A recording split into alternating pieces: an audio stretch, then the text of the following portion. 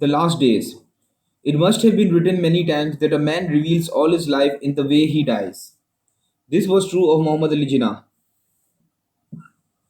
Although his slim body, which came to weigh only 70 pounds, moved so vitally, and his eyes kept their fire, those who were near him saw that his will, not his physical strength, was deciding when he should die.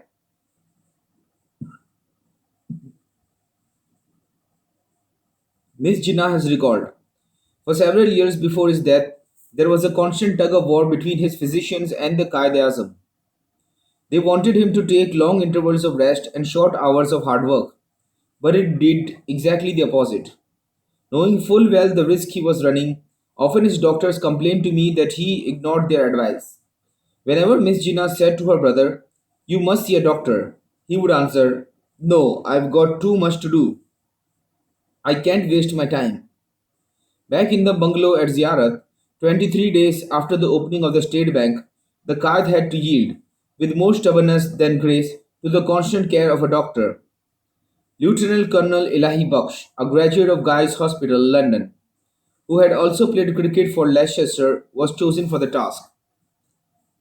He first saw the Qaid at 8 o'clock on the morning of 24 July and found him shockingly weak and thin, with an ashen grey complexion. "There is nothing wrong with me," Mr. Jinnah protested.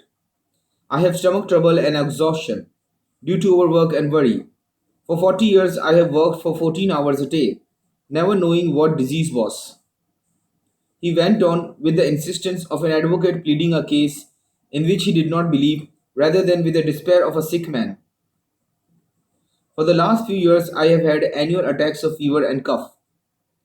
My doctors in Bombay regarded these attacks as bronchitis for the last year or two. However, they have increased, both in frequency and severity, and they are much more exhausting." Dr. Baksh did not interrupt. He noticed that while Mr. Jinnah talked, he lost breath after each sentence and that he moistened his lips nervously. Qaid-e-Azam continued, "About 3 weeks ago, I caught a chill and developed fever and a cough, for which the civil surgeon at Quetta prescribed penicillin lozenges. I have been taking them ever since. My cold is better, the fever is less, but I feel very weak. I don't think that there is anything organically wrong with me. The pilgrim which I bring up is probably coming from my stomach, and if my stomach can be put right, I will recover soon." Dr. Bucks did not accept this cheerful diagnosis.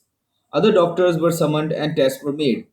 They confirmed that Dr. Bucks suspected, and Jinnah knew that he was dying of a disease of the lungs. After he had told the Qaid the grave news, the doctor wrote in his diary, "I watched him intently. He remained quite calm, then said, 'Have you told Miss Jinnah?' When I answered yes, he said, 'No, you shouldn't have done it. After all, she is a woman. However, it does not matter. What is done is done. Now tell me about it. How long will the treatment take? I should like to know everything, and you must not hesitate to tell me the whole truth." The doctor told the whole truth, but the Qaid remained stubborn. At first, he refused to engage a nurse. He wished only his sister to care for him. A lady compounder was brought in to help. Her first simple task was to take his pulse and his temperature. When the Qaid asked the lady compounder what his temperature was, she refused to tell him without the doctor's permission. This glimpse of constitutional methods in a sphere different from his own delighted him. Then came an argument over the simple matter of the Qaid's pajamas. Dr. Bush said to him, "Sir, the silk pajamas you have been wearing are too thin for you. There is danger of your catching cold." Mr. Jinnah answered, "I have only got silk ones, but I intend to have some made of handloom cloth." The doctor protested, "Sir, cotton will not do. You must have woolen ones. Without your permission, I have ordered 30 yards of Vivela cloth from Karachi." The Qaid had only one old familiar argument left. He said, "Listen, doctor, take my advice. Whenever you spend money on anything, think twice whether it is necessary, in fact, essential or not." Guys and County Cricket had given Dr. Bush a will of his own. He said, "Sir, in your case, whenever I make a decision, I think many times before I put it to you. I have come to the conclusion that woolen pajamas are absolutely essential for you. The Qaid smiled and answered, All right, I give in. The bungalow at Ziyarat, high in the Rocky Hills, was remote from the capital, where the Prime Minister and the government waited hour by hour for news of the Qaid. 3 days after Dr. Bush had declared his grave news, Liaquat Ali Khan arrived at Ziyarat and spent half an hour with the Governor General. Afterwards, he went to Dr. Bush and asked for his diagnosis. The doctor believed that as he had been summoned by Miss Jinnah, not by the state, he was justified in refusing an answer. He said, I have not made it yet. Liaquat Ali Khan then asked, What do you suspect? Dr. Baksh answered, I have 10 diseases in my mind. I must be certain. Mr. Muhammad Ali, secretary to the cabinet, was with Liaquat Ali Khan. He said, It is your duty to tell the Prime Minister exactly what is wrong with Qaid-e-Azam. We in the government must be ready for any consequences. Dr. Bush agreed but added that he would not disclose anything without the permission of his patient. Next morning, the Qaid said to him, What did the Prime Minister ask you about me? The doctor answered that he had told him nothing, and Qaid-e-Azam said, Congratulations. I, as head of the state, will tell the nation about the nature and gravity of my illness when I think it proper. On 29 July, X-ray photographs proved the damage to the Qaid's lungs to be more terrible than was supposed. On the same day, the nursing superintendent of the civil hospital in Quetta, an English woman, Sister Phyllis Dunham, arrived to nurse him. Their relationship opened with challenge. When Sister Dunham began to adjust the Qaid's pillow, he said, Leave me alone. Don't touch me. The sister answered, All right, if you don't wish to be helped, I won't help you. The doctor has ordered. Mr. Jinnah interrupted. I don't take orders, I give orders. Sister Dhanan withdrew the word ordered and said the doctor has requested. When he refused his medicine, the sister tried to humor him. Come on, sir, you'll soon get into my ways and I'll get into yours. The Qaid grumbled. I have no special ways, it is just common sense. Sister Dunham decided after 4 days that her patient was too difficult, and he suggested to Dr. Bush that a male nurse would be better in her place. When the doctor told the Qaid, he answered, No, I won't have a male nurse. She must stay. I like her. Next time Sister Dunham came into the room, she was carrying a brush and comb. The patient smiled, fell back on his pillow as she brushed his hair, and said, Ah, you are trying to cover up my bald patch. On 9 August, the doctors decided that the Qaid must be moved from the perilous heights of Ziyarat to Quetta. On the 12th, Lieutenant Ahmed sat up all night to make arrangements for the journey next day. When the Qaid was told that all was ready, he said, But I will not move until I am dressed. I will not travel in my pajamas. A new coat was brought, one that he had ordered in Karachi and never worn before. Then his pump shoes, then his monocle, on its grey silk cord in memory of the pride that had thrilled him when he was a student trudging to his lodgings in Kensington 50 years before. A fresh, snowy handkerchief was brought and unfolded. He held it between his fingers. Then Mazhar Ahmad, with the help of the military, ADC and two Pathan servants, carried the Qaid's frail body on a stretcher down the stairs. Lieutenant Ahmad has said, When I lifted Qaid-e-Azam into the car, I had to hold him so close that his cheek was next to mine, and I could hear his soft breathing. I placed him on a mattress, but not quite where he would be comfortable. I was still holding him when he said, Mazhar, you are out of breath, and I am out of breath. Let us pause. So I waited a moment and then I moved him again. I asked him, Are you comfortable? He smiled so sweetly and then asked, Where is my handkerchief? I found it for him. Then the others all got into their cars and the journey began. When we arrived at the residency at Quetta, I carried Qaid-e-Azam up to his bed. He smiled as I tucked him in, but he did not speak. On 16 August, Dr. Baksh was able to tell his patient that there was a 40% improvement in the condition of his lung. How long will it take to be 100%? Asked Mr. Jinnah. 2 days later, he was able to begin work again on government papers for an hour a day. And when Mr. Muhammad Ali arrived again from Karachi, he thought the Qaid mentally more alert and altogether more like his old self. A few days later, Qaid-e-Azam got up and walked a little. In his room, he ate spaghetti, peaches, and grapes, and talked of his wish to return to Karachi. Don't take me there on crutches, he said. I want to go when I can walk. I would dislike being carried on a stretcher from the car to my room. This was the last sign of his valor. On 29 August, he said to Dr. Bush, "You know, when you first came to Ziyarat, I wanted to live. Now, however, it does not matter whether I live or die."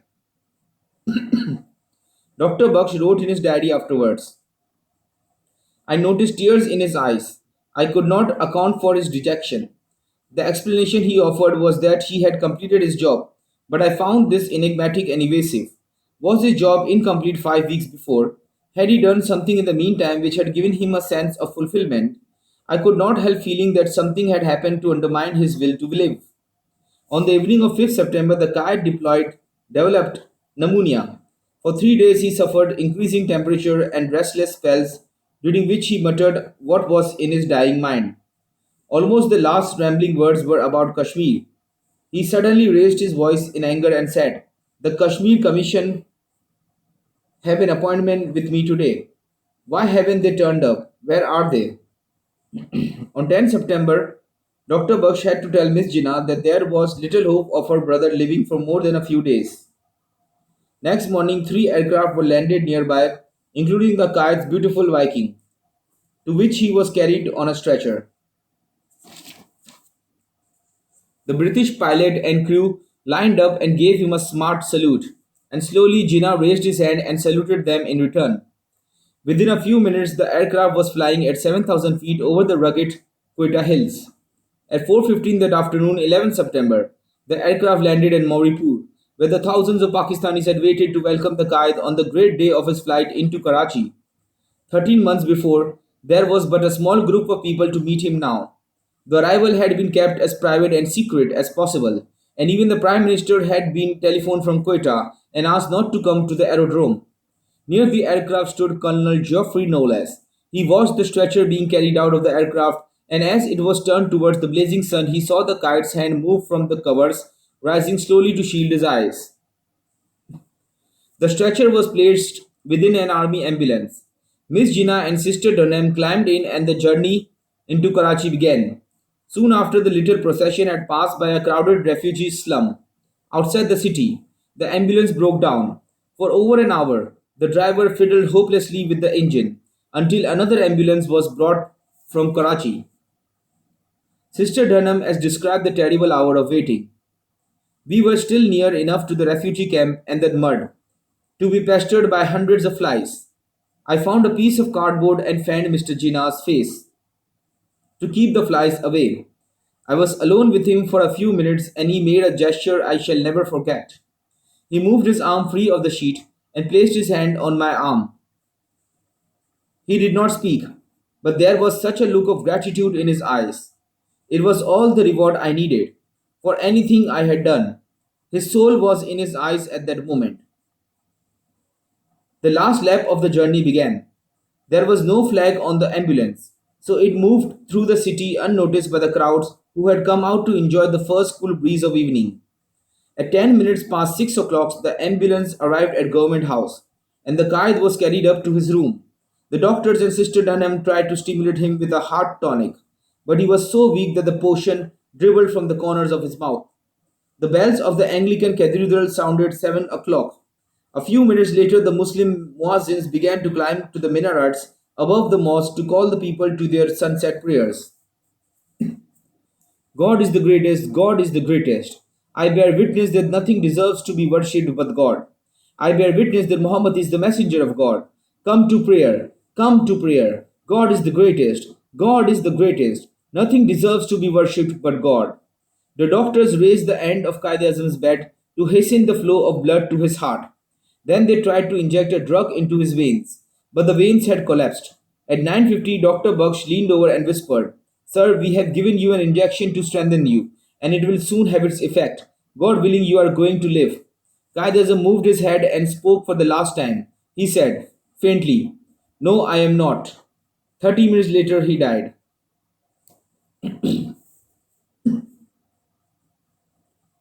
Through the night, the news passed along the bazaars to the edges of the city. In a mingling of shouts and whispers, the multitude closed in about the tall dark walls of Government House. The evening breeze had faded and the night was heavy and cruelly hot. The sea of white garments spread far into the darkness, and the excited hundreds that were nearest the wall touched it with their fingers and mumbled their prayers. Slowly, weaving his way among the people, came a man carrying a shroud and a little bottle. The shroud had been soaked in the holy water of Zamzam, the spring that Ismail had released from the desert. The bottle contained the remains of some attar that had been sprinkled on the tomb of the Prophet at Medina. When the man went there as a pilgrim, Qaidism was wrapped in the shroud and the attar was sprinkled on him. Before he was buried in the heart of the city, in the dust from which he had stood up in valiant pride when he was a boy.